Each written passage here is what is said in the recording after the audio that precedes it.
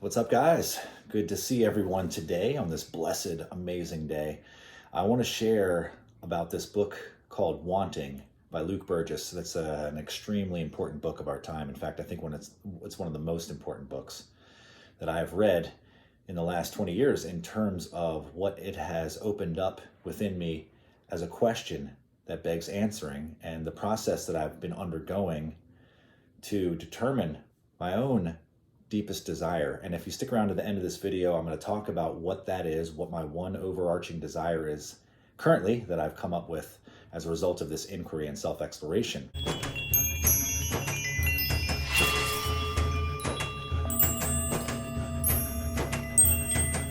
Largely initiated by this book, this fascinating book in which Luke Burgis describes mimetic desire, which is a theory that was originally postulated by a philosopher, a French philosopher and scholar called René Girard back in the mid-20th century.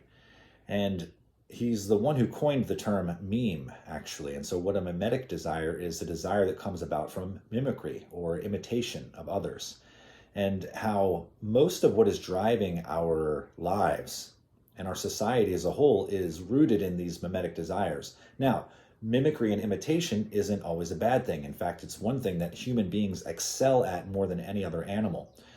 We have this capacity to almost like receive direct downloads by observing others. Monkey see, monkey do, right? And so when we have great figures in history that we want to emulate, this is a product of mimetic desire. I want to be like them, right? And so we esteem those qualities and we work at transforming ourselves into a better version of ourselves, we could say.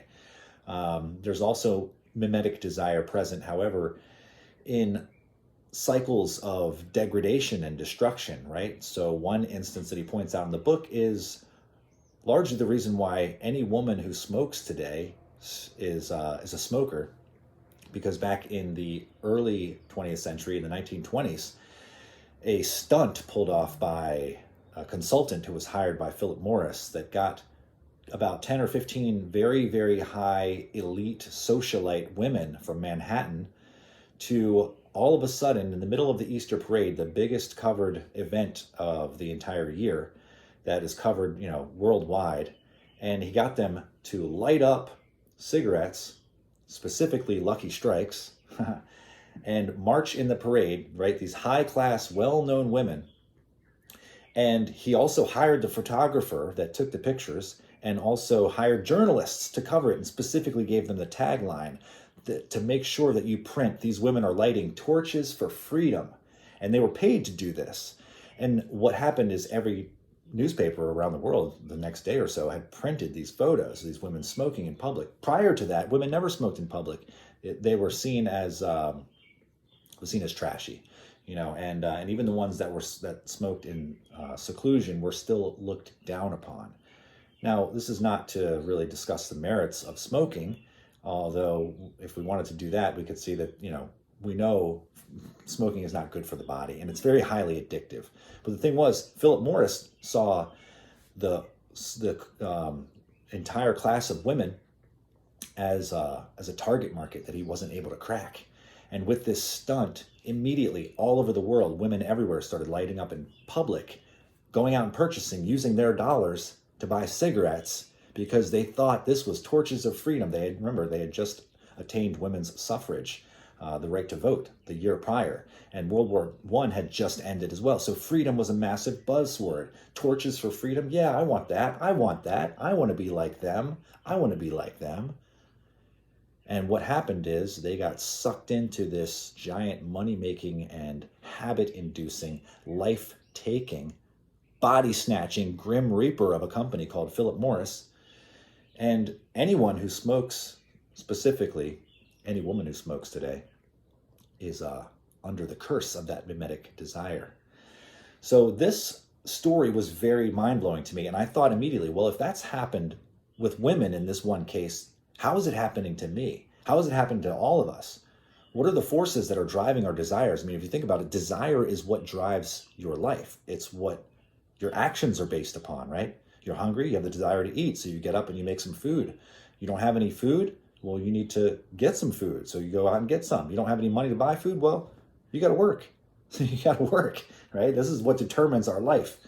We have these drives. And of course, now once the base, survival desires or needs, let's say, are met, then what after that? What next? As man moved from a hunter-gatherer, where he's only just living hand-to-mouth day by day, into agriculture and planning, creating societies and cultures, we have to think about the future, right? So once we have enough for now what do I want for my life? What do I want for the rest of my life? What's important to me? And for the large part, we look around to others and we see and determine what is important through mimetic desire. How many hours of time have you spent? I mean, I'm asking this question myself as well, right? I had to ask these hard questions. How many hours and days and weeks and months of my life have I spent exploring my desires and determining which one I should place as the ultimate, the one that all other desires must serve or drop away? Now, we talk about desire a lot in religion as well. This is why this conversation is so important. Whether you're a religious person or an atheist person, it directly affects you on very deep levels. Specifically for the religious folk, Jesus talks about this in Matthew 6, 20s, the 6:20s. He talks about, it starts off with, if thine eye be single, then the whole body be full of light. But he goes on to say, take no thought for the morrow. Don't worry about what you're going to eat or how you're going to clothe yourself. Like, God is going to provide these things for you, right? Okay, well, what am I supposed to do? Just sit around and do nothing? No, that's not what he's saying. If you read further, he goes on to say, just look, don't store up your treasures on this earth where moth and rust doth rot, right? But store up your treasures in heaven where they will be eternal. And if you do this, in other words, if you seek first your spiritual obligations, let's say, then all the other things will sort themselves out. I mean, how many times have you experienced this in your life? I know for me, it's infinite, seemingly. That, I was worried about something, tied myself in knots. And then when it worked itself out, I realized, shit, I just spent all that time and energy worrying, and that sucked. That was terrible.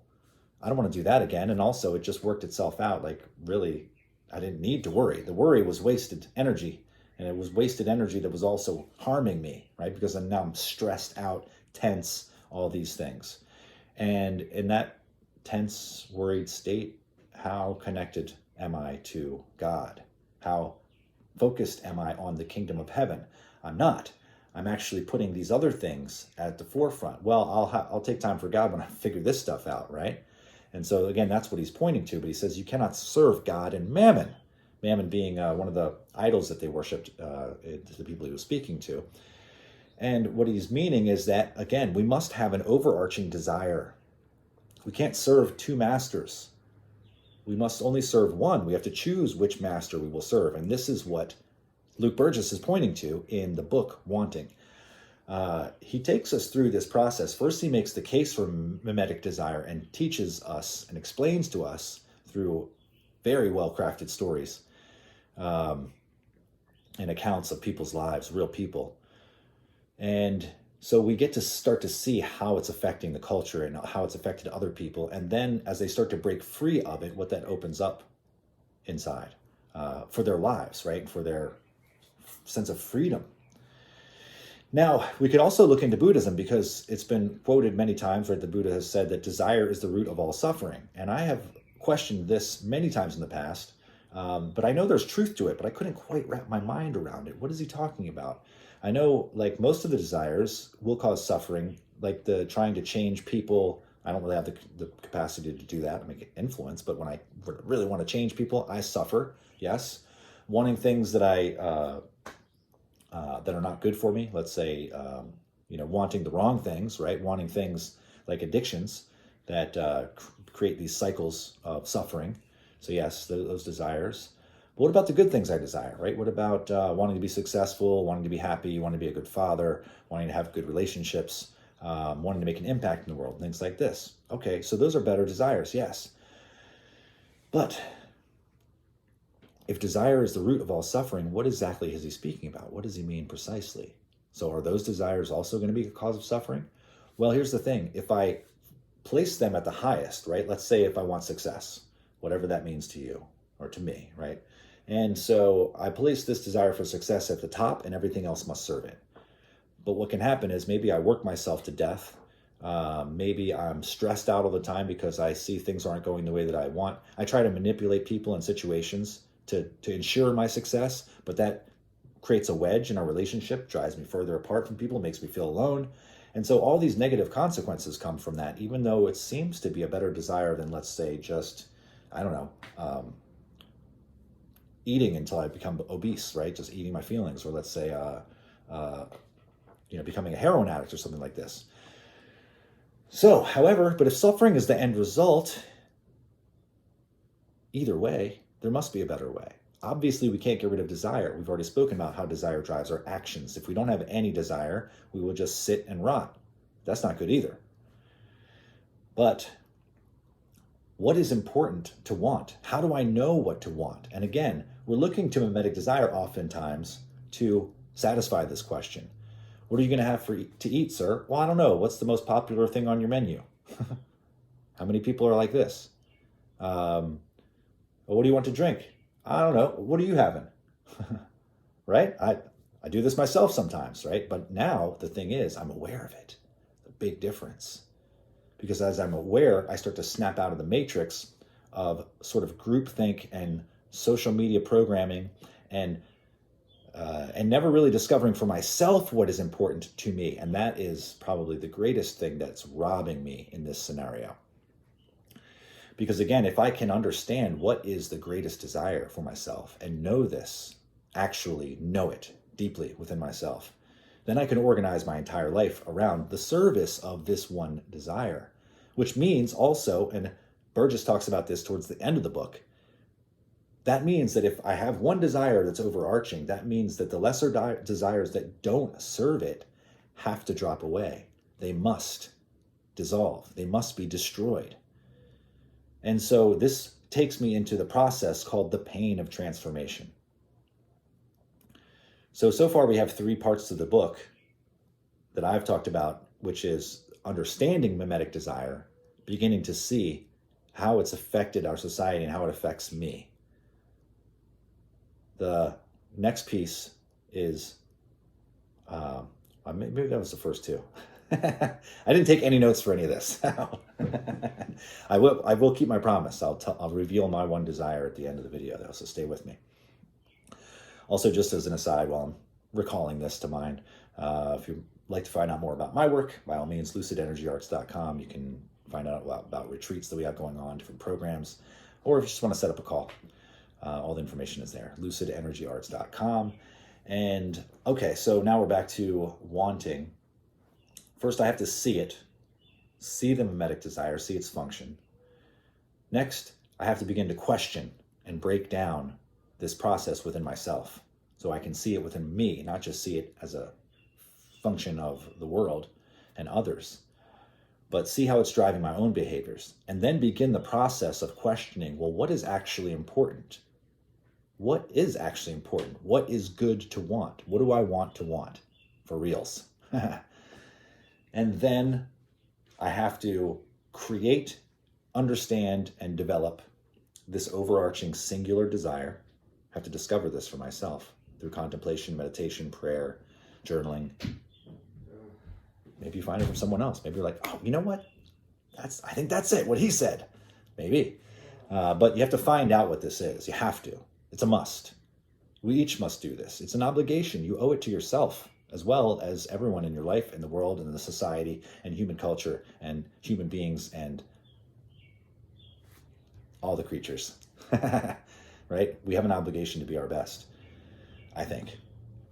And most importantly to ourselves, because otherwise we look back in our life and we have regret. And I don't want that, you know? I know there are plenty of things that I could regret, that I have regretted in my life, but what I don't want to do, having realized that, is look back at my life at the end and have regret from this point on, right? And so understanding what is the one most important desire that drives my life, and then living my life in accordance with that, will ensure that I'm not falling victim to end-life regret.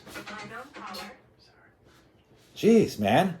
I'm shooting a video here. Are you really? Yeah, I actually shoot a video right here. Right now. So, yeah, anyways, pardon the interruption. Things happen. So, anyways, before I get sidetracked, you need something? Can I help you with something real quick before I go back there? Are you good? Pen? No. No. I came from mine. Nope, I'm doing this. Sorry. If I can answer something for you, fine, but no, I'm sorry. Yeah. All right. My desire right now is to do this video, so this is what I'm focused on. Handle your desires. Thank you. Just like you two. Desire. Get the fuck out of here. All right. Anyways, so back to our story. Yes, so I must understand what that one overarching desire is for myself. And then I must begin the process of the pain of transformation, which includes eliminating and destroying or dissolving all the lesser desires that don't serve my one overarching desire. Is this making sense? So the pain of transformation is this process we undergo when we finally realize our highest desire, at least what the highest desire is for us now. And we begin to sacrifice everything else to that. And this is, again, what Jesus is talking about in Matthew 6.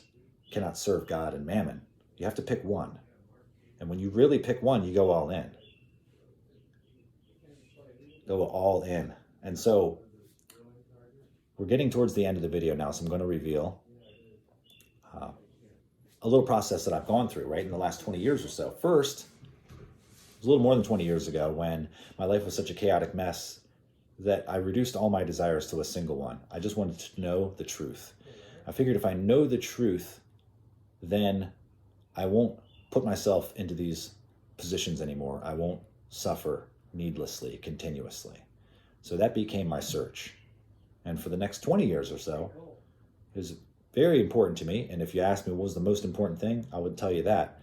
But if I actually examine my life, while mostly it was, I've spent hours and hours and months and years studying, searching, reading thousands of books, contemplating those books, discussing them, breaking things down, reformulating, innovating, trying to understand, and then practically applying these things in my life and seeing what the results are. So I test it in the laboratory of my life, as well as my own mind.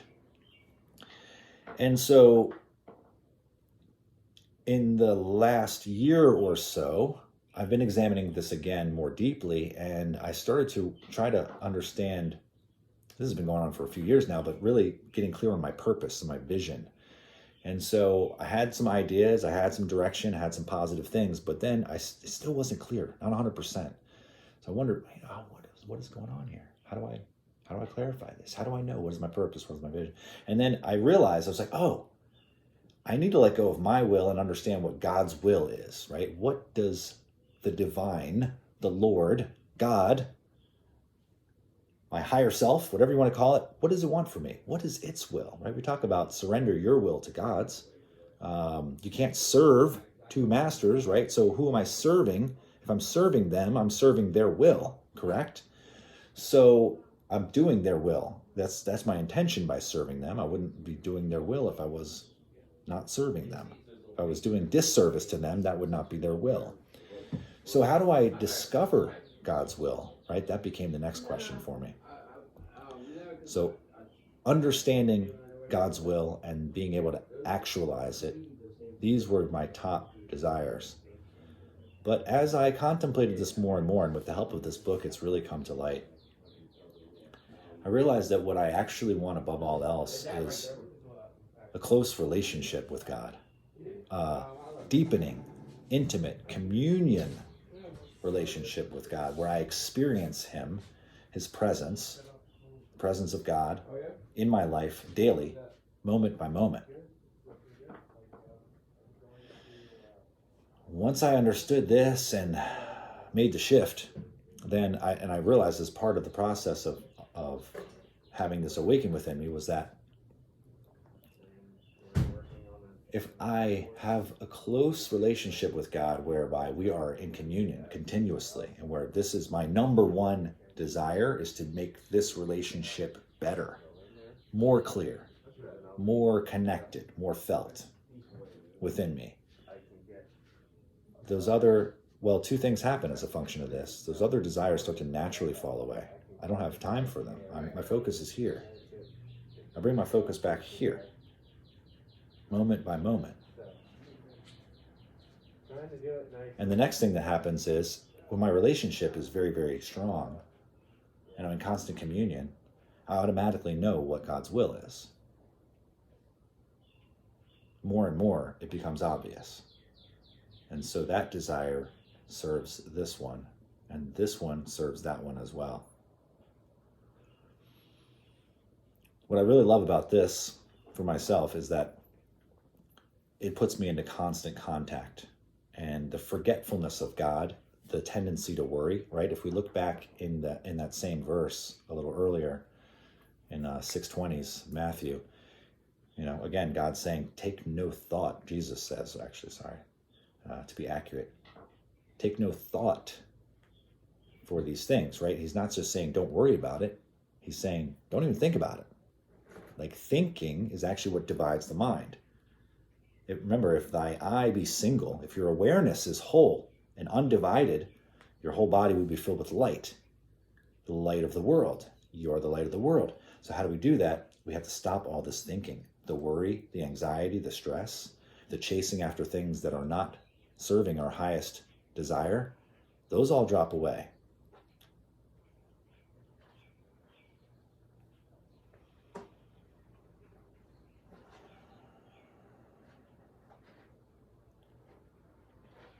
And as I was in prayer yesterday, what was being revealed to me was that, yes, if you think, you're dividing your mind. There's a time and a place for thought, but most of us are under the habit of uncontrollable habitual thinking based on desires that aren't serving the highest one. Maybe we don't even have a highest ones, which is all scattered thinking, worries, stresses, desires, wants, fears, anger, resentment, past, future, not presence.